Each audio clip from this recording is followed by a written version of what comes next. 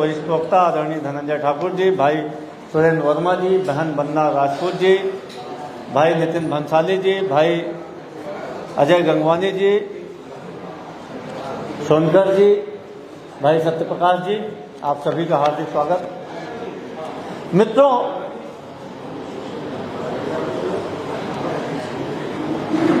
ED ने कुछ दिनों पहले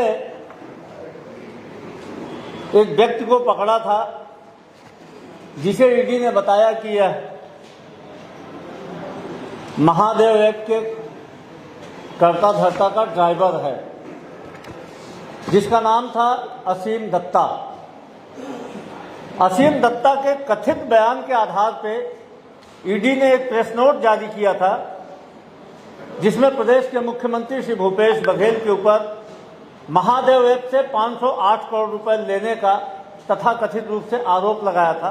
अब बड़ी बेशर्मी पूर्वक इस प्रेस नोट को जारी करने के बाद ईडी ने अपने उस अंग्रेजी भाषा में जारी किए प्रेस नोट में आखिरी में लिखा था, सब्जेक्ट टू इन्वेस्टिगेशन, अर्थात यह जांच का विषय है। आपने एक प्रदेश के मुख्यमंत्री के ऊपर में कथित बयान के आधार पर आरोप लगा दिया, उसके बाद बता दिया कि यह जांच का विषय है। मतलब आपने कीचड़ फेंक दिया और उसके बाद में स्टार लगाकर डिक्लेरेशन जारी कर दिया। जिस असीम दत्ता के बयान के आधार पर ईडी ने प्रदेश के मुख्यमंत्री के ऊपर आरोप लगाने की धृष्टता की, धृष्टता इसलिए कि एक लोकतांत्रिक प्रणाली में चुने हुए मुख्यमंत्री के ऊपर में बिना किसी पर्याप्त सबूत के प्रेस नोट जारी करके आरोप लगाएं तो धृष्टता की श्रेणी में आता है। आपने आरोप लगाने की धृष्टता की। उस असीम दत्ता ने कल अदालत में प्रस्तुत अपने लिखित आवेदन में जो बयान दिया है, उस बयान में ईडी के इन सारे आरोपों का उसने खंडन किया है। असीम दत्ता ने कोर्ट को दिए अपने बयान में कहा है कि उसका किसी राजनीतिक दल तक पैसा पहुंचाने का कोई काम उसने कभी नहीं किया है। शुभम सोनी उसका बचपन का दोस्त था, उसी ने उसे दुबई बुलाया तथा उसी ने उसे मोहरा बनाकर अंधेरे में रखकर इस सारे मामले में फंसाया। पहले दुबई बुलाना, फिर वहां से वापस भेजना 3 दिन बाद, फिर उसे लेने के लिए एयरपोर्ट से गाड़ी भेजना, उस गाड़ी में 3 बैग के माध्यम से पैसा रखना, उस गाड़ी को एक होटल के पार्किंग में ले जाके खड़ा करना, फिर फोन आना, उसे एक आईफोन देना। सारा बयान उसका मैं आपके सामने रखूंगा, उस सारे बयान की कॉपी आपको दूंगा। यदि आप चाहेंगे तो मैं पढ़ के सुना सकता हूं, लेकिन काफी लंबा बयान है, 4 पेज का। उस बयान का जो लब्बल हुआ था मैंने आपको बताया। उसने यह भी बोला है कि वह ज्यादा पढ़ा लिखा नहीं है। ईडी ने अंग्रेजी में बयान लिखाया, उससे साइन करा लिया। ईडी का जो बयान था, और इसने यह भी बोला है कि ईडी ने उसे रिमांड लेने के दौरान कोई पूछताछ नहीं किया है। रिमांड में जब ईडी ने उसे रखा 5 दिन की, 6 दिन की, तो ईडी ने उससे कोई पूछताछ नहीं किया। उसने यह भी दावा किया है कि ईडी के दफ्तर में सीसीटीवी कैमरा लगे हैं, उसकी फुटेज को देख लिया जाए। उससे ईडी ने पिछले 5 दिन में कोई सवाल नहीं किया। एक तरफ असीम दत्ता के कथित बयान के आधार पर प्रदेश के मुख्यमंत्री के ऊपर झूठा आरोप लगाया जाता है, दूसरी तरफ वही असीम दत्ता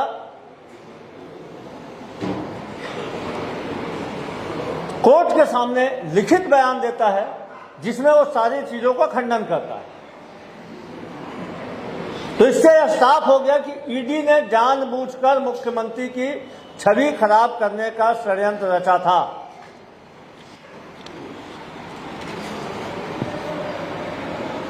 मुख्यमंत्री के खिलाफ बिना किसी जांच के, बिना किसी आधार के पैसे लेने का गलत आरोप लगाया था। जिस आदमी के बयान के आधार पर आरोप लगाया था, तथाकथित बयान के आधार पे, क्योंकि ईडी ने उसका बयान लिया था, इसका कोई प्रमाण नहीं है। वह व्यक्ति खुद डिनाई कर रहा है कि जो हस्ताक्षर करवाया गया था वह अंग्रेजी में था, वह इतना पढ़ा लिखा नहीं है कि अंग्रेजी समझ सके। उसके ऊपर दबाव डाल के हस्ताक्षर डलवाया गया था। वह व्यक्ति इस बात से भी इनकार करता है कि उसका महादेव ऐप से कोई लेना देना है। वह व्यक्ति यह भी कहता है कि शुभम सोनी उसका बचपन का दोस्त था, निर्माण कंपनी खोलना है, इस उद्देश्य से उसने उसे दुबई बुलाया था, दुबई आने जाने का टिकट दिया था, सारा खर्चा उसने वहन किया था। तो वही व्यक्ति यदि कोर्ट में बयान देता है तो आप सब सामान्य व्यक्ति नहीं हैं, सब पढ़े लिखे व्यक्ति हैं, पत्रकार हैं, विद्वान हैं, इस चीज़ को अच्छे तरीके से समझ सकते हैं कि कौन से बयान की ज़्यादा अहमियत होती है। अब असीम दत्ता के इस बयान के बाद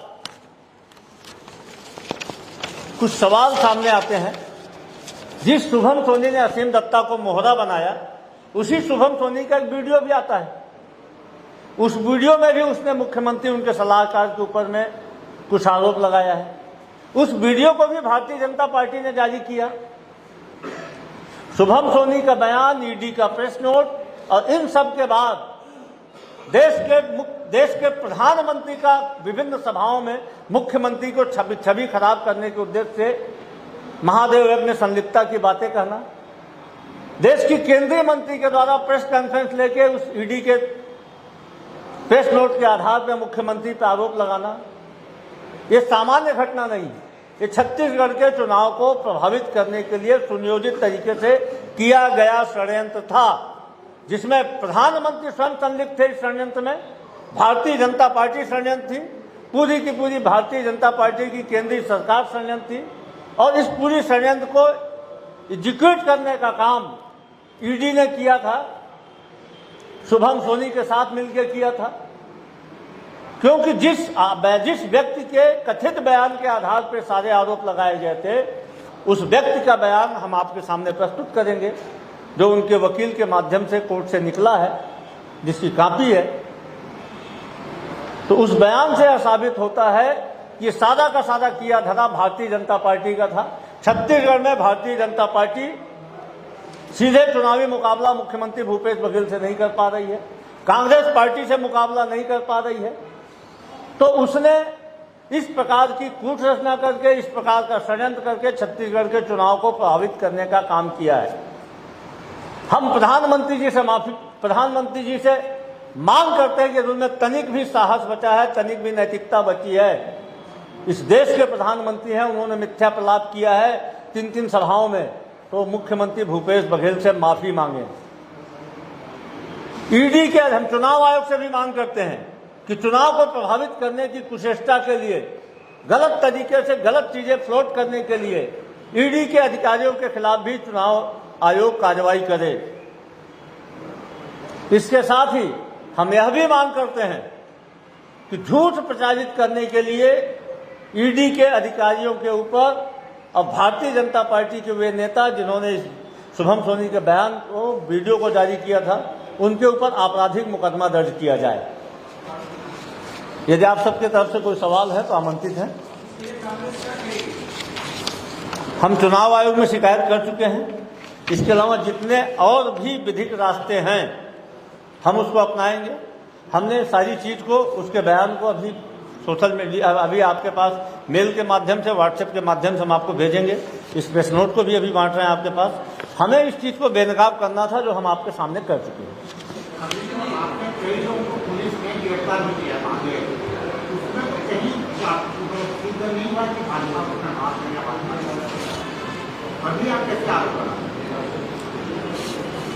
ईडी एक प्रेस नोट जारी करती है।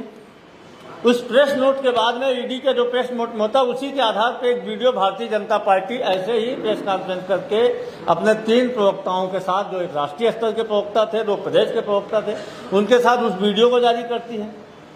ईडी के उस प्रेस नोट को जारी करना, आज तक आपने कभी सुना है कि बिना किसी, यदि ईडी के पास कोई एविडेंस भी आता है तो एविडेंस पब्लिक डॉक्यूमेंट नहीं होता है, वो एविडेंस सब्जेक्ट टू इन्वेस्टिगेशन होता है। उसको पहले जांच किया जाएगा, पूछताछ की जाएगी, तथ्य प्रमाणित किए जाएंगे, तब उसको प्रेस को, दुनिया को बताया जाएगा। आपने क्या किया, हड़बड़ी में एक ऐसे व्यक्ति के बयान के आधार पर मुख्यमंत्री पर आरोप लगा दिया, और उसी व्यक्ति का जब उस बयान को उसने दिया या नहीं दिया इसकी प्रामाणिकता नहीं है, लेकिन जिस बयान की बात मैं कर रहा हूं उस बयान को उसने कोर्ट में दिया है, इसकी प्रामाणिकता है। या उसने कोर्ट में माननीय अदालत के समक्ष अपने अधिवक्ता के माध्यम से इस बयान को दिया है। दोनों में अंतर समझिए आप।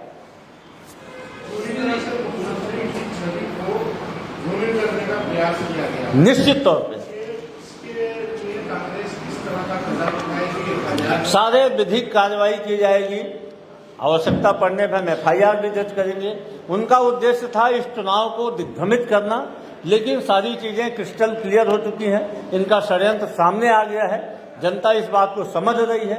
ये जितना कीचड़ फेंकेंगे, जितना ज्यादा ये मुख्यमंत्री के खिलाफ आरोप लगाएंगे, भारतीय जनता पार्टी उतना कमजोर होगी। पहले चरण में तो ये 20 की 20 सीटें हार रहे हैं, हमें तो ऐसा लगता है कि दूसरे चरण के चुनाव के बाद भारतीय जनता पार्टी दहाई के अंक तक भी नहीं पहुंचेगी। जी राम प्रसाद जी।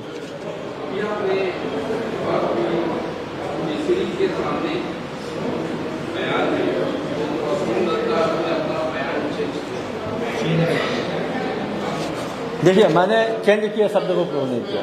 मैंने बोला कि पहला बयान उसने कहाँ दिया था, इसकी कोई प्रामाणिकता नहीं है। दूसरा बयान उसने माननीय न्यायालय के समक्ष माननीय न्यायालय के समक्ष अपने अधिवक्ता के माध्यम से प्रस्तुत किया है, तो इस बयान की प्रामाणिकता है, दूसरे बयान की कोई प्रामाणिकता नहीं है। उसने तो यहाँ तक कहा है कि ईडी ने रिमांड के दौरान उससे कोई पूछताछ नहीं किया है। इस चीज को आप ईडी के CCTV फुटेज में भी देख सकते हैं।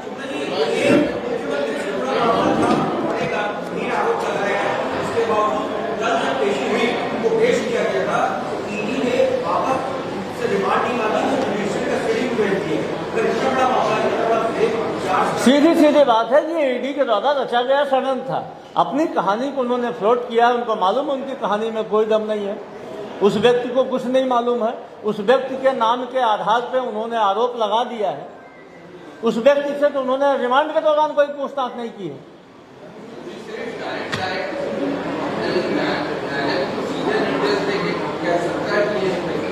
किया है ना उसने अदालत में, जो मैं आपको बयान भेजूंगा अभी आपको, उसने अदालत में इसी चीज को कहा है, उसी के बयान के आधार पर मैं इस प्रेस कॉन्फ्रेंस ले रहा हूँ।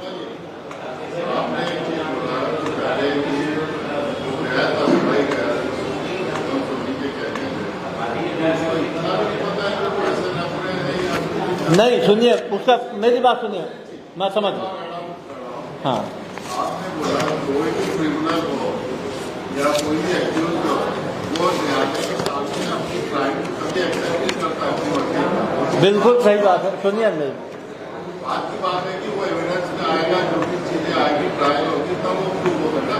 लेकिन उसी क्रिमिनल के बयान के आधार पे आप एक प्रदेश के मुख्यमंत्री के ऊपर झूठा आरोप लगाते हैं।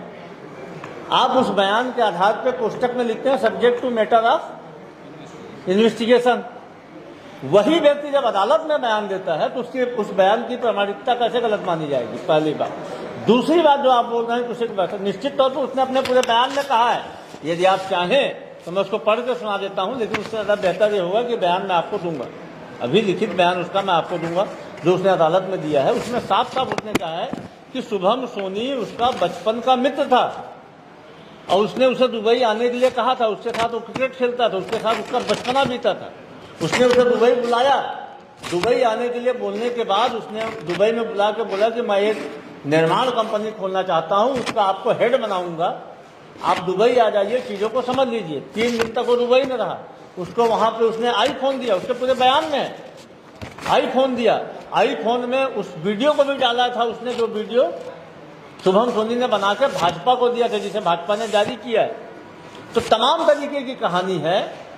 उसे उस यहाँ रायपुर आने के बाद जो गाड़ी आती है उसको लेने के लिए, उस गाड़ी में उसको बैठाया जाता है। बैठने के बाद शुभम सोनी का फोन आता है कि तुम गाड़ी के साथ टाइटन होटल पहुंचो, वहाँ कोई आदमी आएगा, कुछ सामान है। तो यहाँ तक बोला गया कि इसमें जो इस गाड़ी में क्या है तो नहीं बताया उसको। जब गाड़ी में रखते हुए बैग उसमें पैसा दिखता है तब उसे पता लगता है कि पैसा है। फिर उसने शुभम सोनी को फोन लगाया, इसमें तो पैसा है, चुनाव चल रहा है। तो बोला कि चुनाव आयोग को दिक्कत नहीं तो तुमको क्या दिक्कत है।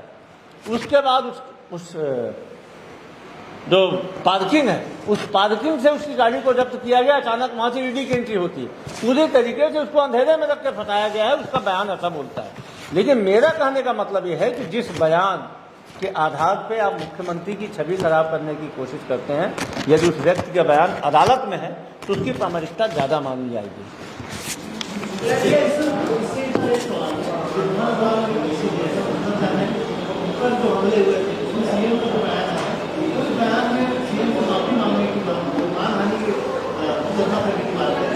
ऐसा है, बृजमोहन अग्रवाल जी दक्षिण का चुनाव बहुत बुरी तरीके से पराजित हो रहे हैं। पहली बार बृजमोहन अग्रवाल फंसे हैं और स्थिति ऐसी बनी है कि छत्तीसगढ़ के सबसे बड़े धर्माचार्य, छत्तीसगढ़ के सबसे बड़े धर्मगुरु के सामने बृजमोहन अग्रवाल का सांप्रदायिकता का कार्ड नहीं चल पा रहा है। इसीलिए बृजमोहन अग्रवाल अपने ऊपर हमले की झूठी बात कर रहे हैं। और रही बात कि माननीय मोदी जी के, तो सारी चीज़ें पब्लिक डोमेन में, मोदी जी टेबल के नीचे छुपे थे, किसी से छुपा हुआ नहीं है। बृजमोहन अग्रवाल ने स्वर्गीय लखीराम अग्रवाल जी की 5 गाड़ियों में आग लगवाया था, ये किसी से छुपा नहीं हुआ बात नहीं है। तब बृजमोहन अग्रवाल नेता प्रतिपक्ष बनना चाहते, हम लोग भी युवक कांग्रेस की राजनीति करते थे। एक बड़े अखबार में फ्रंट पेज में छपा था मोदी जी का टेबल के नीचे फोटो। तो मानहानि करने की बात तो सिर्फ भ्रमित करने का उद्देश्य है। रोका किसने उनको मानहानि करने? रोके ना मानहानि करने।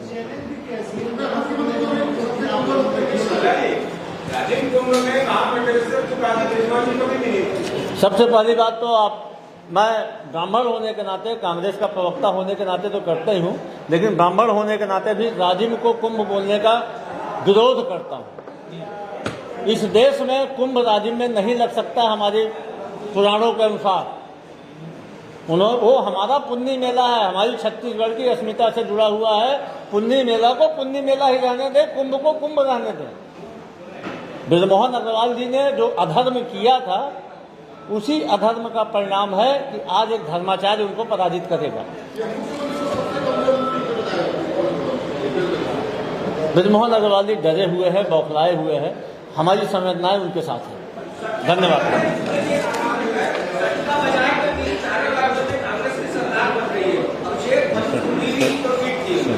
जनता को रुझान, देखिए, जनता का रुझान कांग्रेस के साथ है।